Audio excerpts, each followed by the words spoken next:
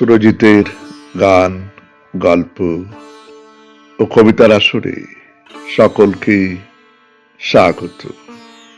আজ শুনবেন একটি অনিন্দ সুন্দর প্রেমের কবিতা, আমাকে ভালোবাসার পর। কলমে হুমায়ুন আজাদ। আমাকে ভালোবাসার পর আর কিছুই আগের মতো থাকবে না তোমার। যেমন হিরোশিমার পর আর কিছুই আগের মতো নেই।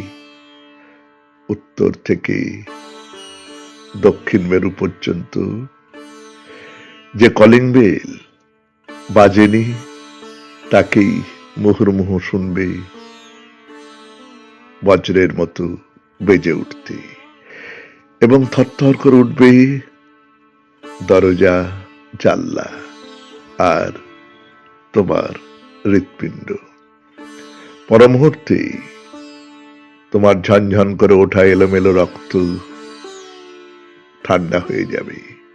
যেমন ৭১ দরজায় বুটের অদ্ভুত শব্দে নিথর স্তব্ধ হয়ে যেত ঢাকা শহরের জনগণ। আমাকে ভালোবাসার পর আর কিছুই আগের মতো থাকবে না তোমার। রাস্তায় নেমেই দেখবে বিপরীত দিক থেকে আসা প্রতিটি রিকশায় ছুটে আসছে আমি, আর তোমাকে পেরিয়ে চলে যাচ্ছি এদিক সেদিকে। তখন তোমার রক্ত আর কালো চশমায় এত অন্ধকার, যেন তুমি ওই চোখে কোনো কিছুই দেখোনি। আমাকে ভালোবাসার পর তুমি ভুলে যাবে বাস্তব আর অবাস্তব, বস্তু আর স্বপ্নের পার্থক্য। সিঁড়ি ভেবে পা রাখবে স্বপ্নের চূড়োতে, ঘাস ভেবে দুপা ছড়িয়ে বসবি অবাস্তবে, লাল টুকটুকে ফুল ভেবে খোপায় গুজবি গুচ্ছ গুচ্ছ স্বপ্ন। না খোলা শাওয়ারের নিচে 12ই ডিসেম্বর থেকে তুমি অনন্তকাল দাঁড়িয়ে থাকবে এই ভেবে যে তোমার চুলে, ত্বকে, ওষ্ঠে, গ্রীবায় অজস্র ধারায় ঝরছে বদলিয়ারের আশ্চর্য মেঘদল।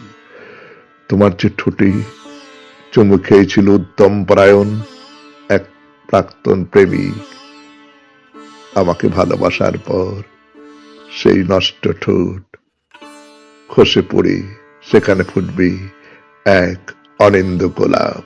আমাকে ভালোবাসার পর আর কিছুই আগের মতো থাকবে না তোমার।